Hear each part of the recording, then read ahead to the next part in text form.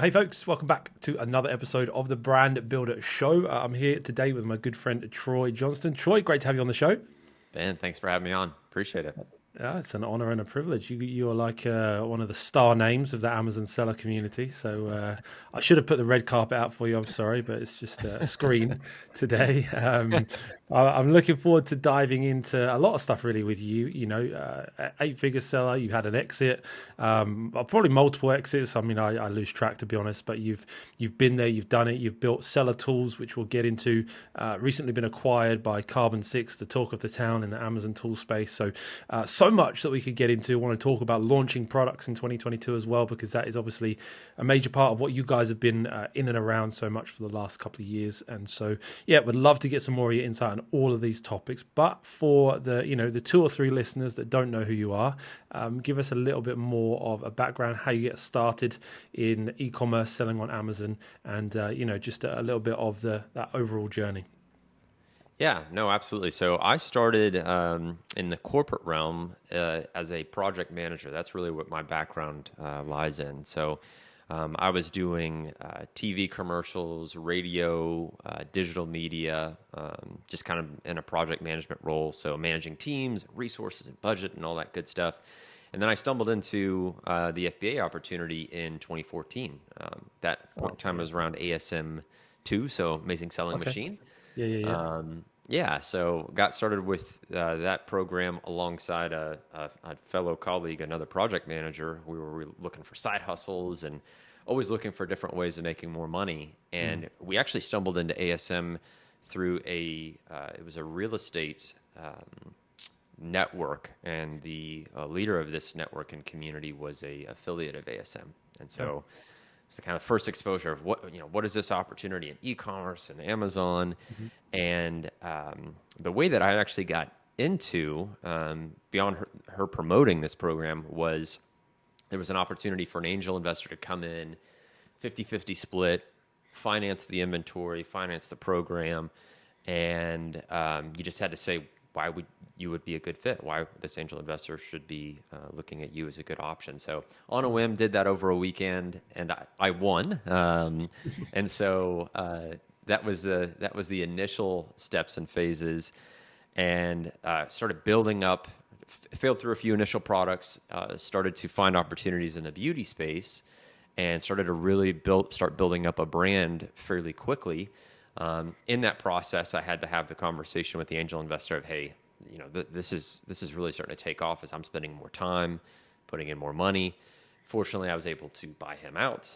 He still made made a good amount of money, got a solid return on his investment.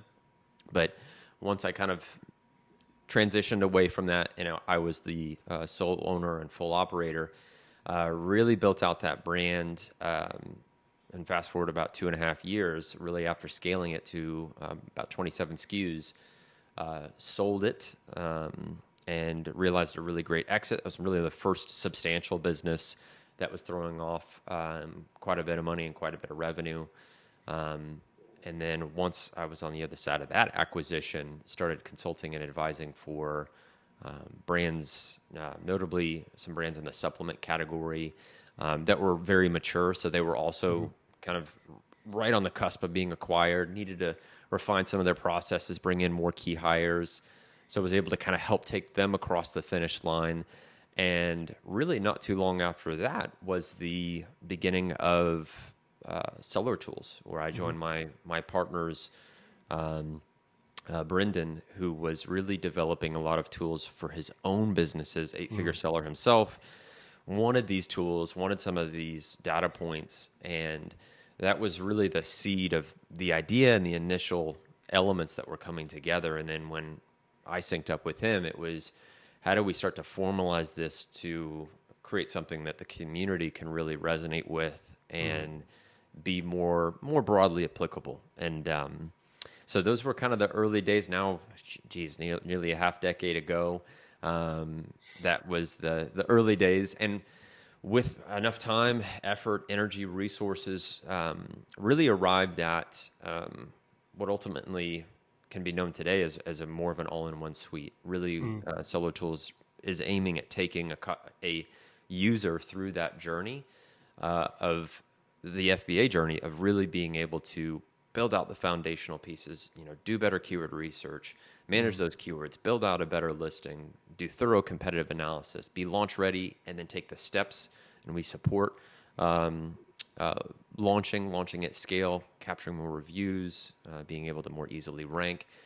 And that was really, I think, at the end of the day, and as you mentioned, was compelling for Carbon 6 and their vision, because it's very similar. They sort of want to take the FBA journey and fill in all the gaps, give very explicit competitive advantages to the users that are within the community, and do that again at all levels. That dreamer, where I was at 2014, as well as the enterprise, and we have these conversations with the aggregators of like, hey, we're in a cutthroat, saturated space, all these desirable categories, but we've got to tell and show our shareholder this is where we're exploiting a competitive advantage and not being commoditized or bringing parity to the market to where there's just no advantage to be had. So, that's what's brought us to today, and what I'm focused on now on the M&A side.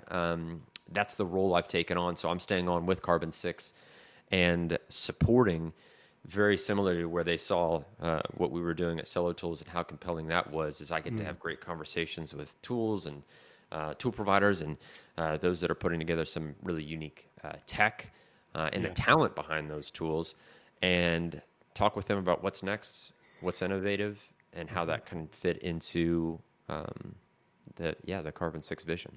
Nice.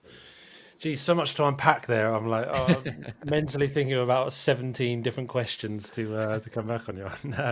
I would love to talk just briefly about the early days, because I think there'd be a lot of value in that for people. And then, definitely talk more about Carbon 6, what's happening there, and product launches. But you talked about building a brand, starting selling in 2014, before selling on Amazon was cool, before the Facebook ads about selling on Amazon started, one of the early adopters. And you talked about making that transition towards building a brand. Again, before people really talked about that, I started selling in 2017, and nobody talked to me about building a brand. People just told me, find a product that's got high demand, low competition, and that's how you sell on Amazon. And, that was good for a time, but 2017 was really coming to the end of that season where that was the only thing you had to do, because more and more people were selling on Amazon. You had to start treating it like a real business, grow a brand. But you were way ahead of the curve with that. What were the signal points that you saw in the industry that made you make that pivot? Yeah, it's a great question. I think if I look at it honestly, and I think luck plays an interesting part in a lot of businesses, especially those that realize some level of success.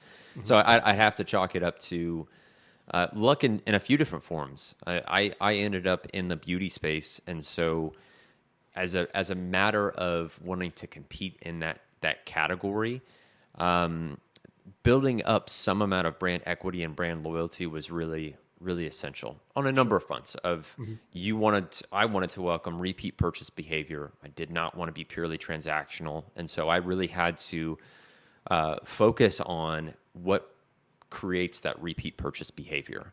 Not only that, what I really aimed to do when I released my first product was start thinking about how I can extend the product line to where there's repeat purchase behavior on one SKU, but then how can I supplement, or as is the case for beauty, skin, and hair care products, there's a regimen that most people follow, right? There's, if you start selling an oil, you can also start selling a serum, and then you can sell a moisturizer and then a cleanser. And so somewhat organically, for lack of a better phrase, it was natural and organic skin and hair care. I was already thinking about that, of cross-sell and upsell potential. And so I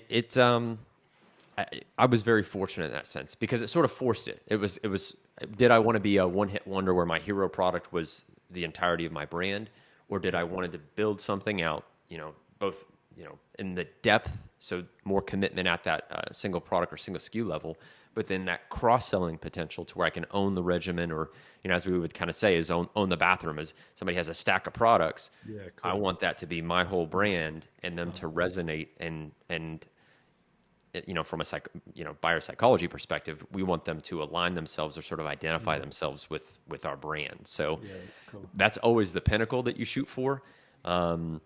But we thought about that. I mean, again, especially in those early days, it was still on platform. How do we do that on Amazon?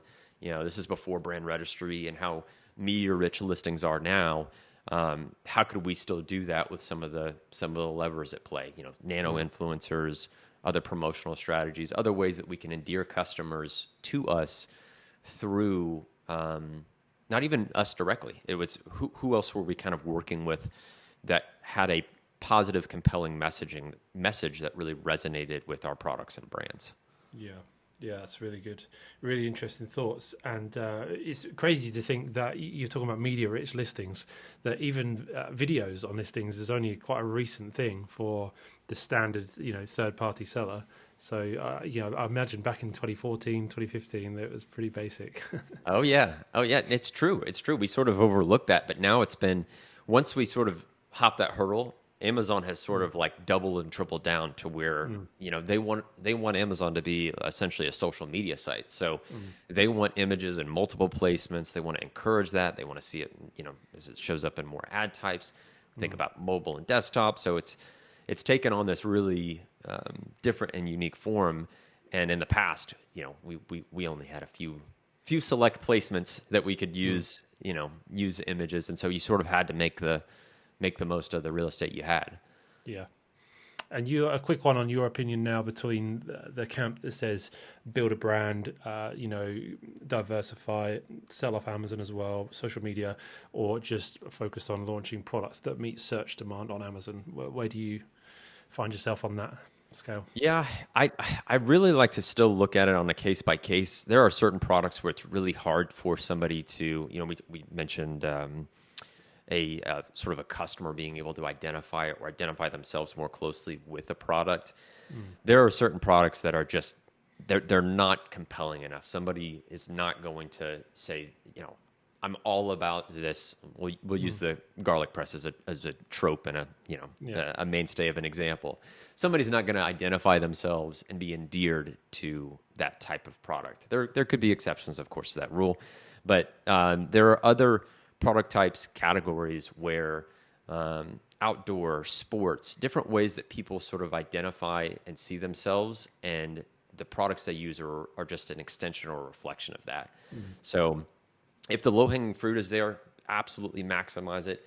If you can explore it in indirect ways, I know the copywriters and others in our community would say, hey, add an emotional appeal, sort of take advantage of, again, that's the low-hanging fruit. We all have to build out detail pages. How are you, crafting and positioning the real estate that you're given?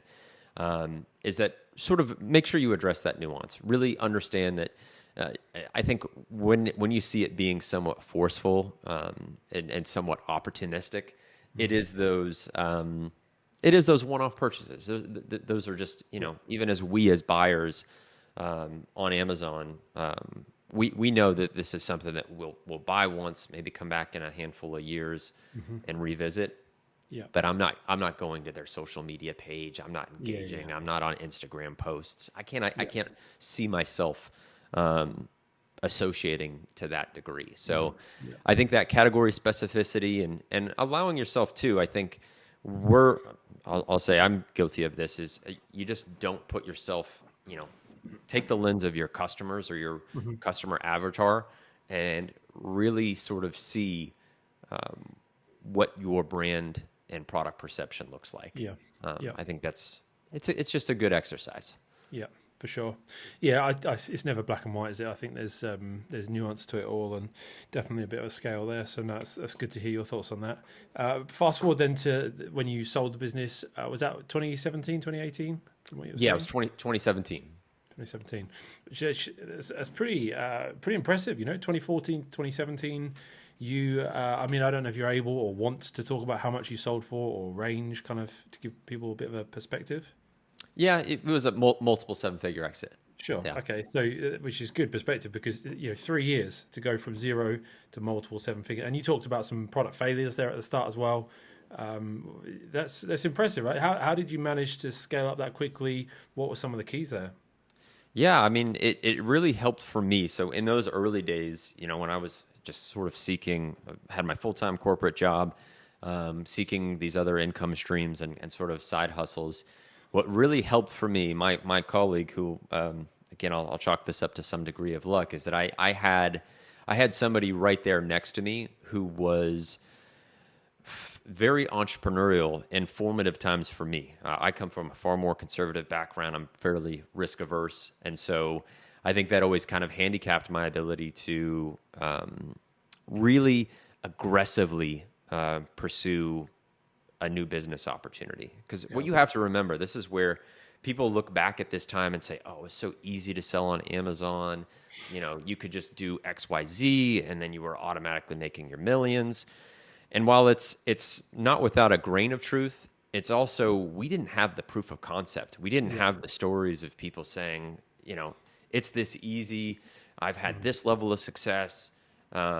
We were in the early days. So it was Or the data. still, what's that? You didn't have the data either. Search volume, demand, competition. Yeah, yeah. It was. I mean, it was a different time in that sense too. So you kind of have to take it as a whole and not just say, "Well, it was the heyday. It was so easy to make."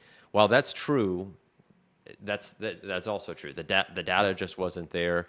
We didn't see these success stories, and so we were sort of plodding along, creating success without examples.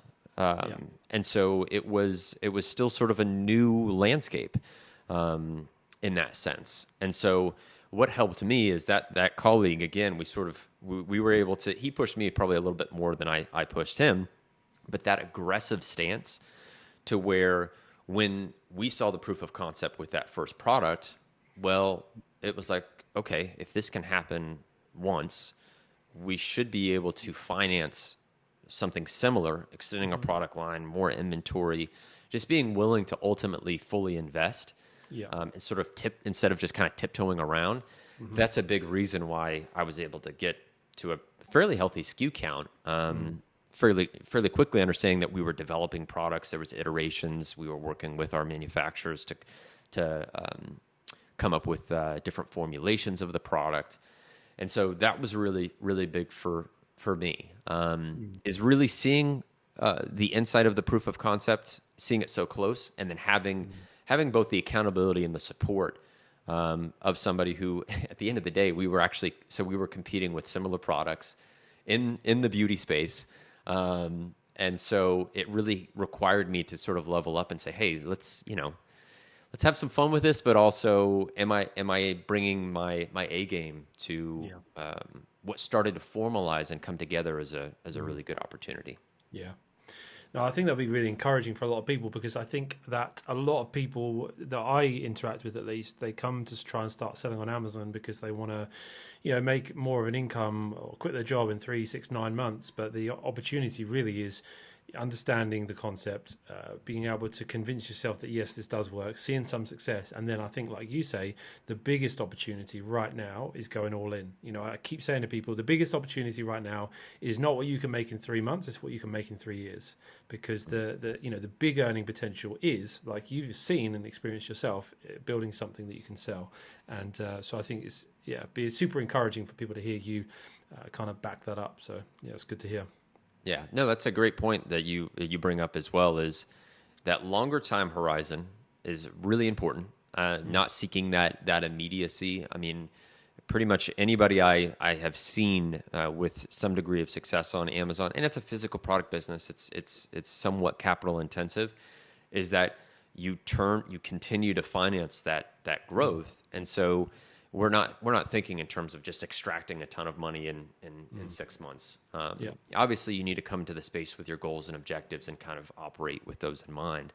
But that longer time horizon sort of can reduce your stress. It can kind of get you, away from just seeking that more immediate dollar and building something substantial bigger, synergistic, that can, ask for those bigger valuations. If at the end of the day, a liquidate, some sort of exit, you're looking for a bigger payday.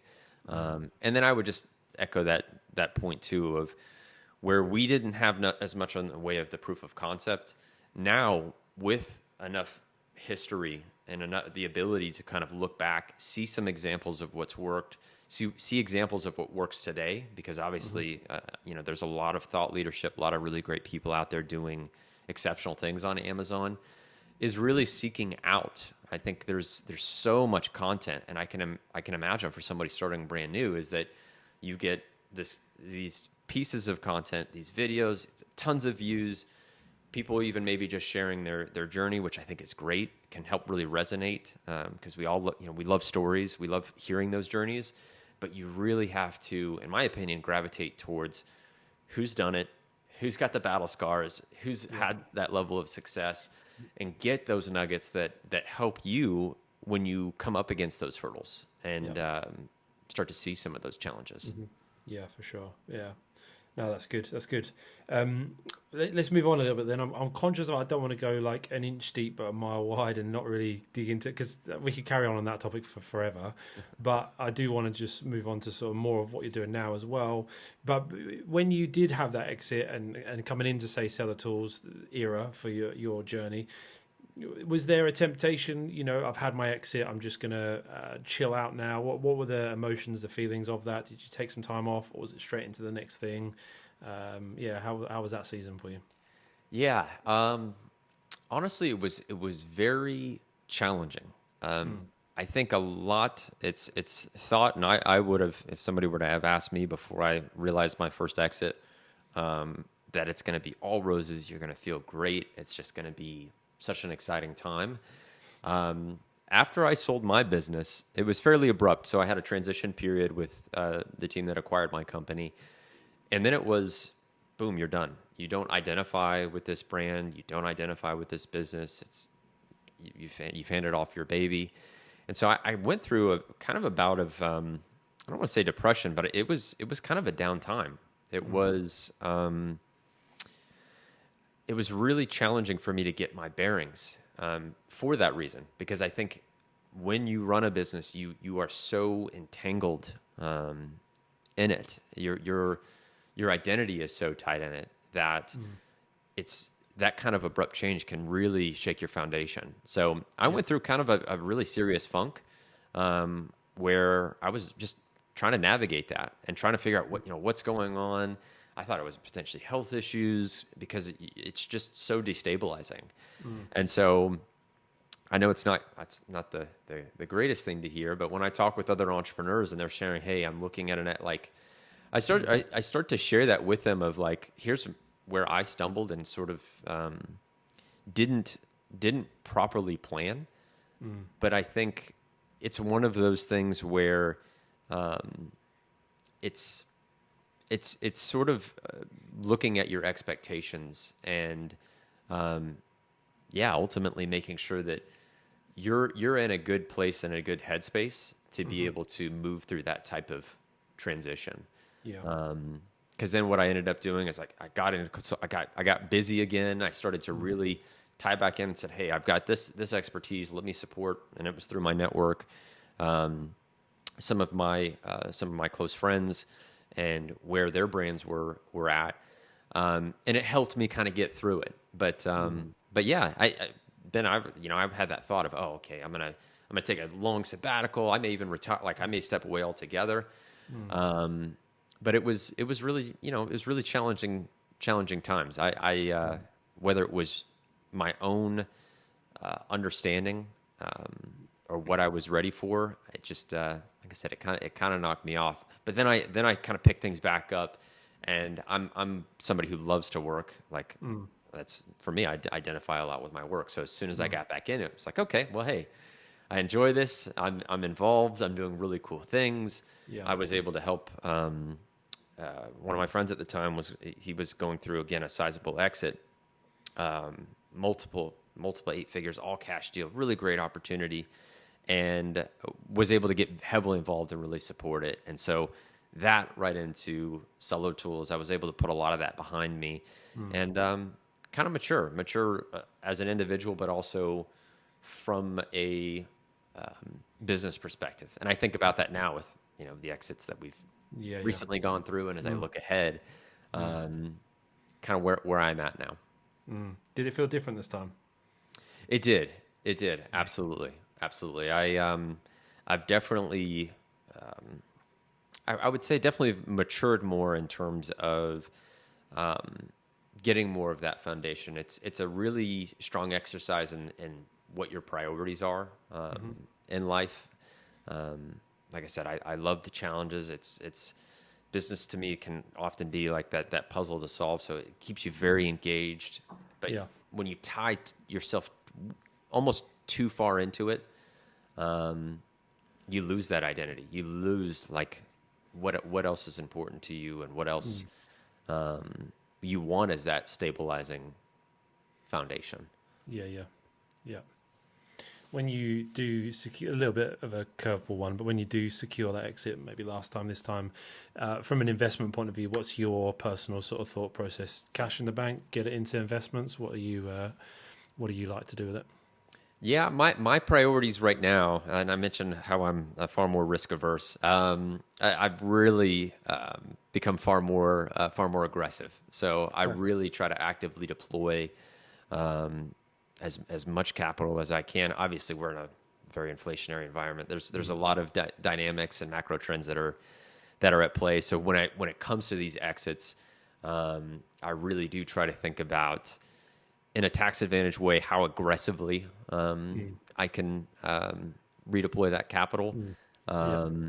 So yeah, looking at different crypto funds and a lot of really fun stuff. And to your prior point and question, Ben, I thought, well, I could just be a money manager of my, I could just spend time strategically investing and that type of thing. So I love it. And what I'm doing with the M&A space, I'm absolutely geeking out on that too, because that is, that's the last 10 yards. That's the last little bit to where I think in this community, people aren't thinking about how they could structure creative deals with FBA brands and do stuff on paper, do really, really cool, sophisticated things that could merge two companies and take, based on their top line, could get you a higher valuation. Just really simple stuff that can use the strategies that M&A provides to do some creative deal structuring. Yeah, no, definitely.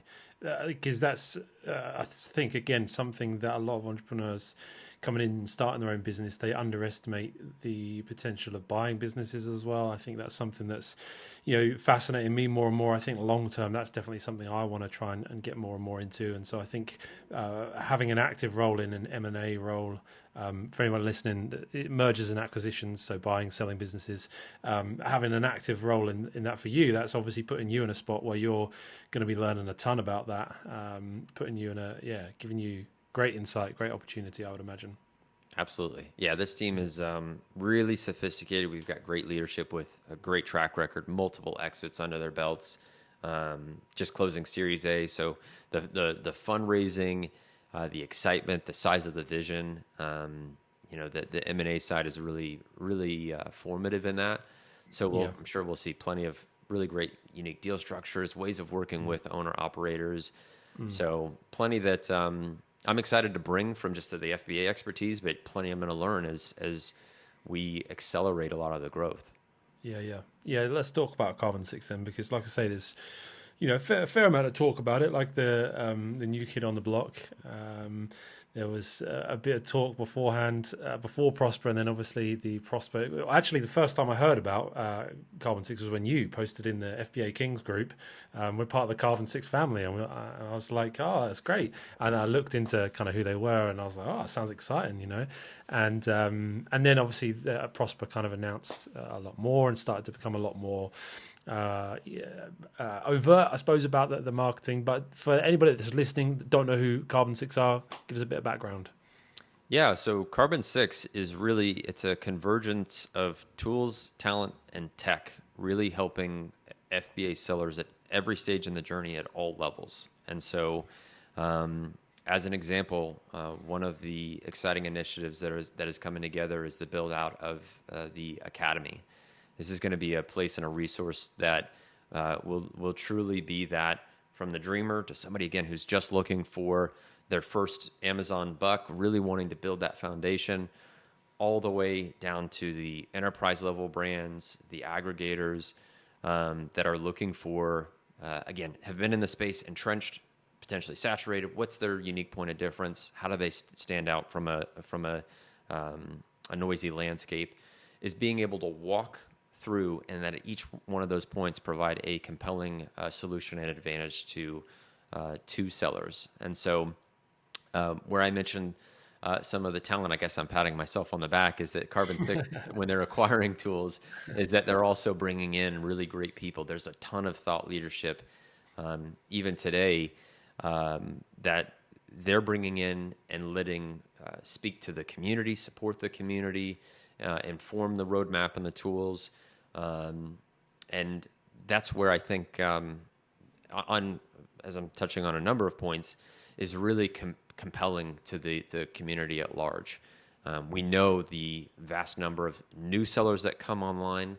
We know the vast number of sellers that are churning out of this business. So there's a big market gap. I think a lot of people think, oh, well, all the solutions are out there, every problem solved. The numbers don't. The numbers are pointing to the polar opposite. There's just way too many people not succeeding based on the scale of opportunity that Amazon provides. And Carbon 6, I think, is going to be a big part in addressing that market gap and that opportunity. And so that's, again, where my role in particular is I get to have fun. I get to sort of say, hey, what's missing? Who can we talk to on the talent side? Let's talk about the tech and the tools that they have and see if it makes sense. And if it does, how does it incorporate and provide a Carbon 6 user a distinct advantage? And so I say this a lot because some people, if they hadn't heard of Seller.Tools, I don't know why not, but if they haven't, we were sort of a piece that had a similar vision as a piece. And now as the bigger puzzle is coming together, that vision is magnified tenfold, where now truly every box that we would want to check of unique data, better optimization, true automation, all of these specific things that we can start to do for sellers can really come together and under one umbrella. Yeah, well, I just had Clayton, as I was saying earlier, from Carbon 6 on the podcast, and that was completely unplanned, like 2 weeks in a row. It's unplanned, but good. It's a trending topic, so hopefully people find some interest in it.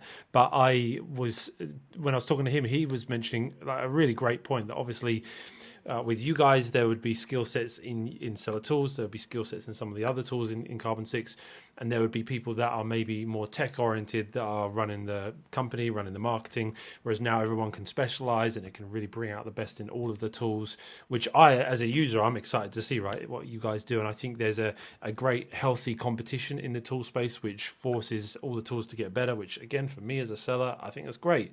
It's great for the market. Competition is great for the market. And so I'd love to hear, a bit about Seller.Tools, like where you see it going, the developments you see that are needed for Amazon sellers and how you're going to try and meet that need over the coming months and years. Yeah. And Ben, you bring up a great point, is that all of this reinforcement and investment in tools, the FBA seller is the winner, because we are going to we're going to compete for the best product. And that is value that lands in the FBA seller's lap. So I think that creates a really, really exciting environment for everyone. We'll all have to up our game, and then, like I said, that value will be delivered. So in the context of Seller.Tools, we just recently had a kind of a product review and looked at what the roadmap will look like.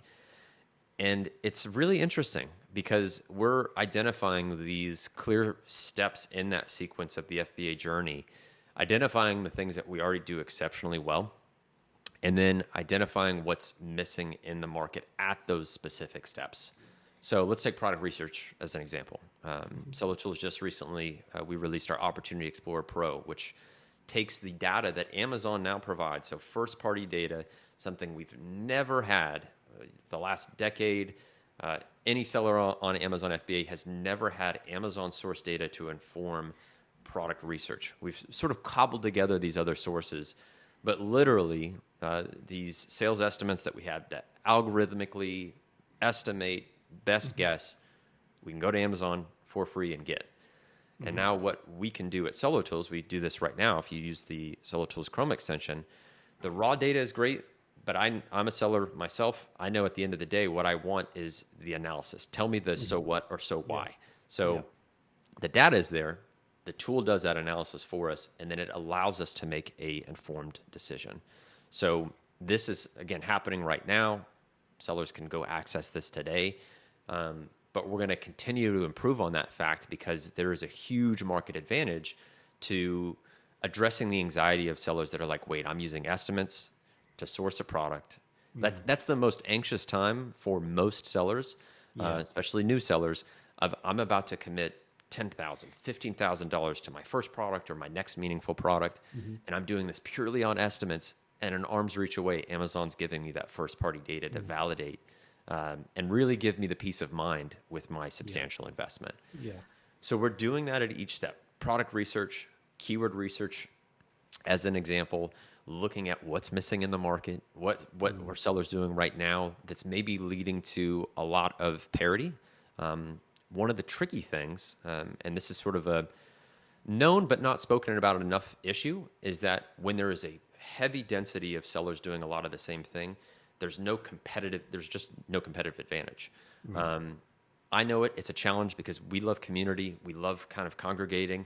But when you have thousands, tens of thousands, potentially hundreds of thousands of sellers are doing the same exact thing, your direct competitor could be doing the same strategy through the same tools as you.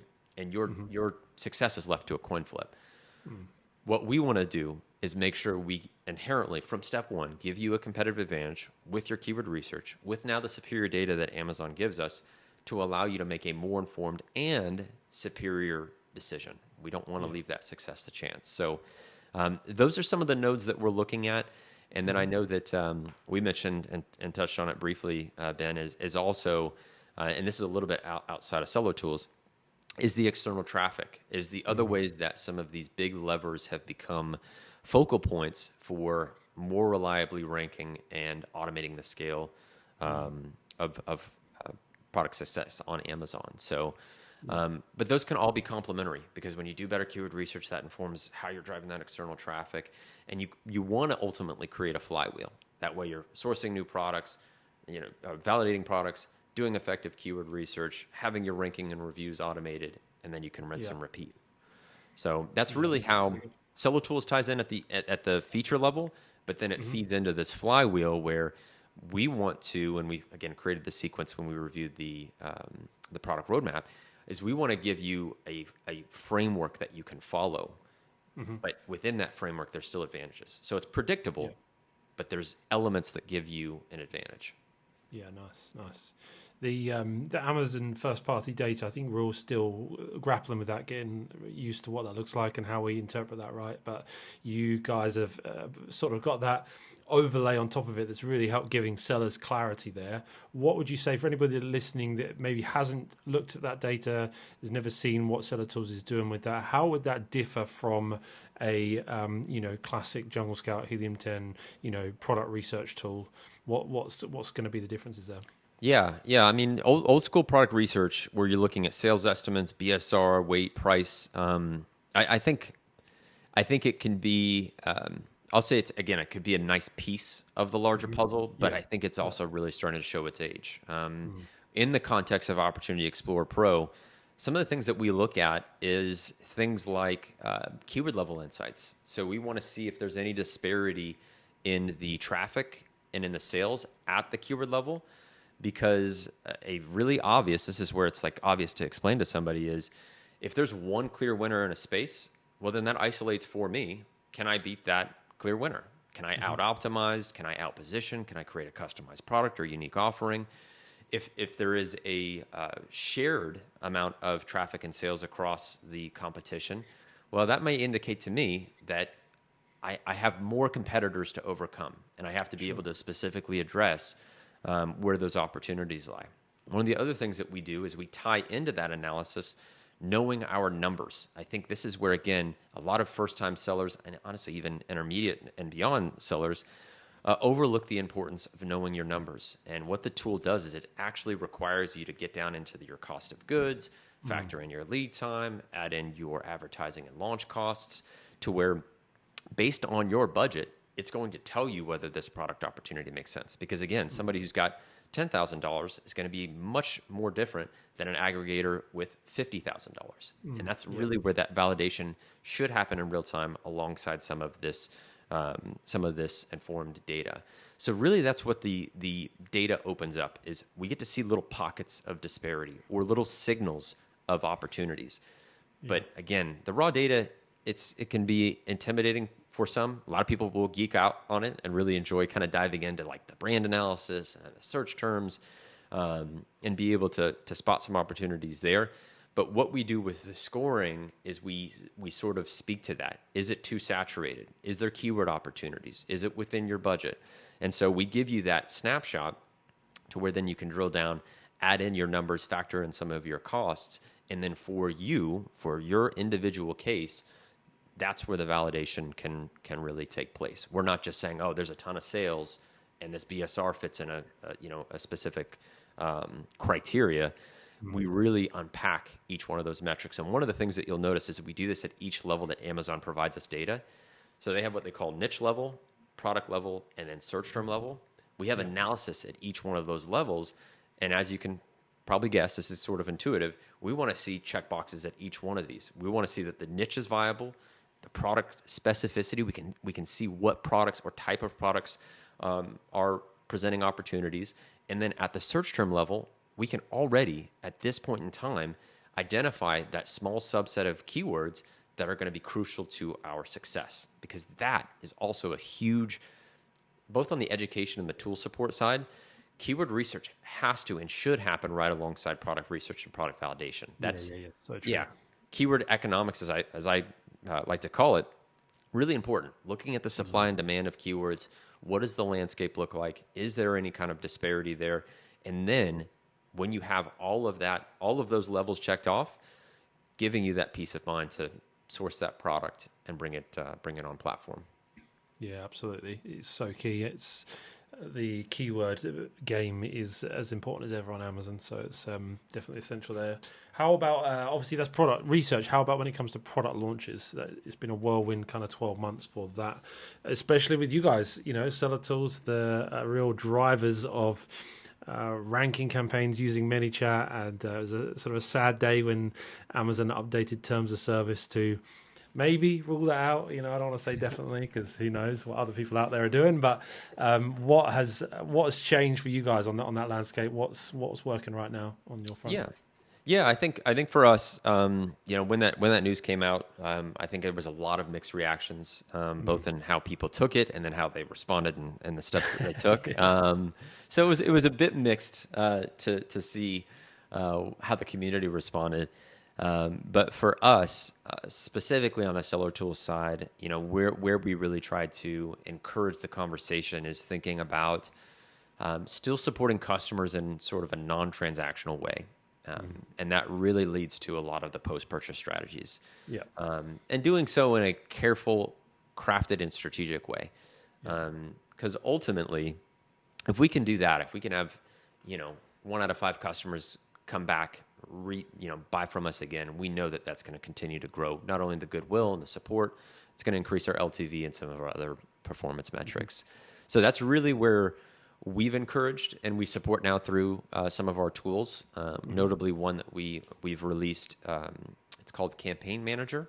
And what that allows you to do is use a web-based bot to be able to engage with the customer and ultimately provide them value on the other side of the purchase. Is there content that we can provide? Is there a warranty and or registration we can have them complete, to where we can get to know that customer a little bit more and gather more meaningful information and data to continue that conversation.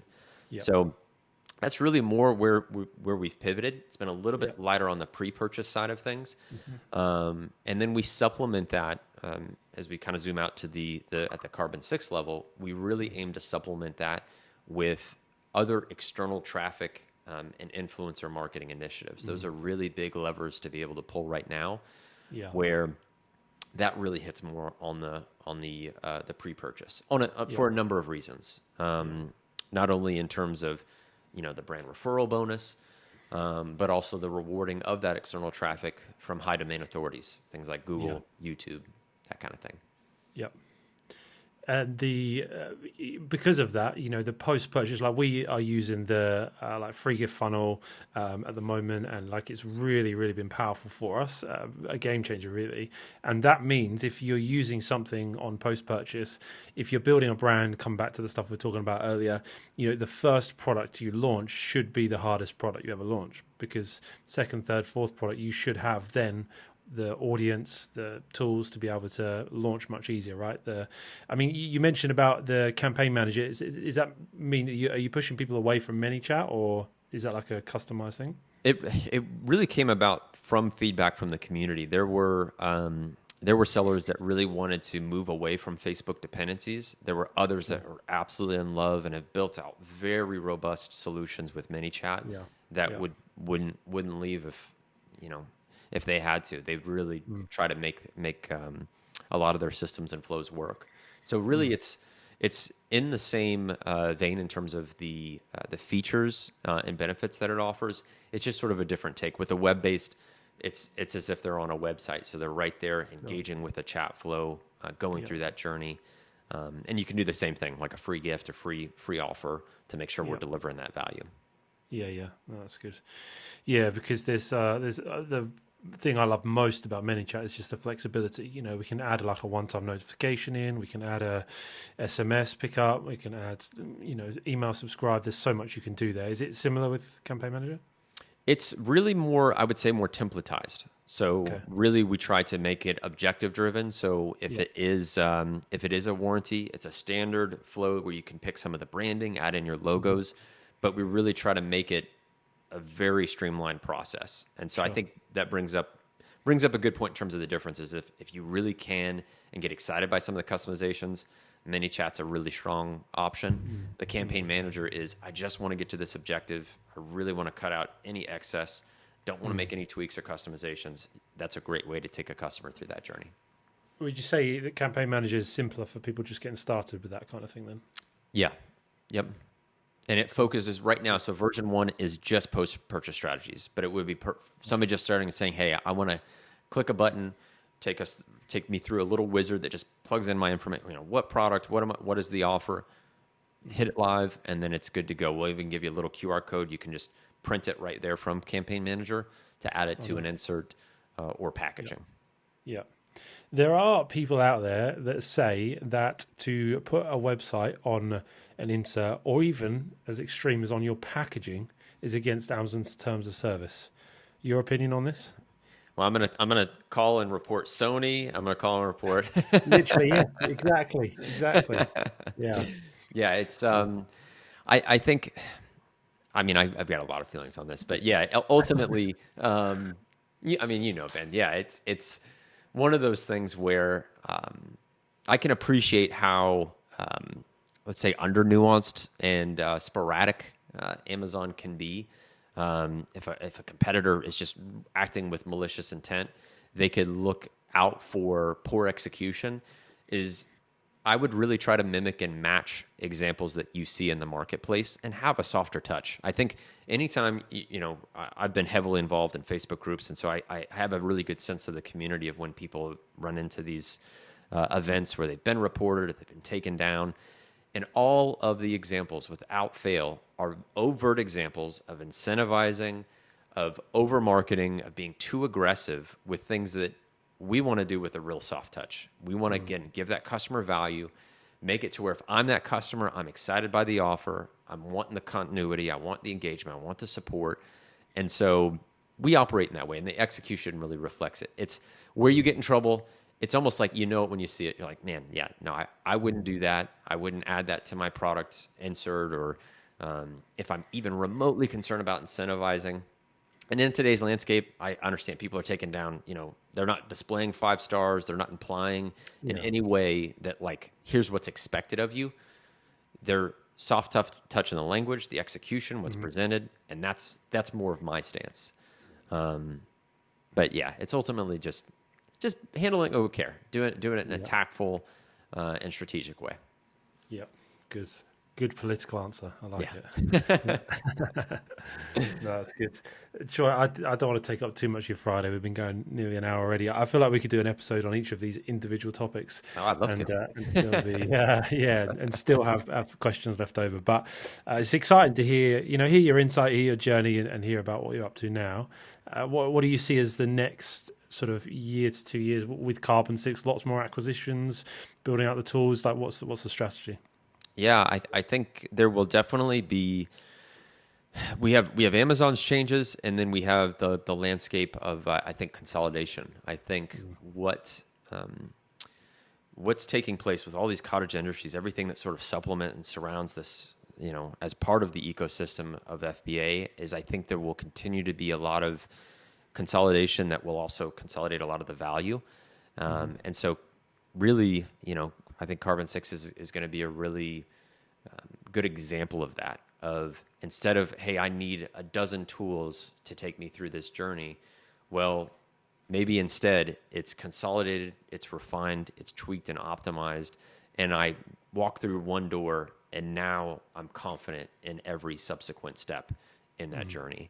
So I think that's going to show up in a number of different forms. I mean, we didn't dive too deep into aggregators, even service providers and agencies. There is a fair amount of consolidation happening there, just in terms of how noisy the landscape is, and the challenge that a lot of folks have of bolting on the thought leadership and the expertise and the sophistication throughout a number of these cottage industries. That's a big challenge for even aggregators. They've got to accelerate growth and show that shareholder value after they've acquired a viable brand that meets their category, that has all the numbers to prove out success.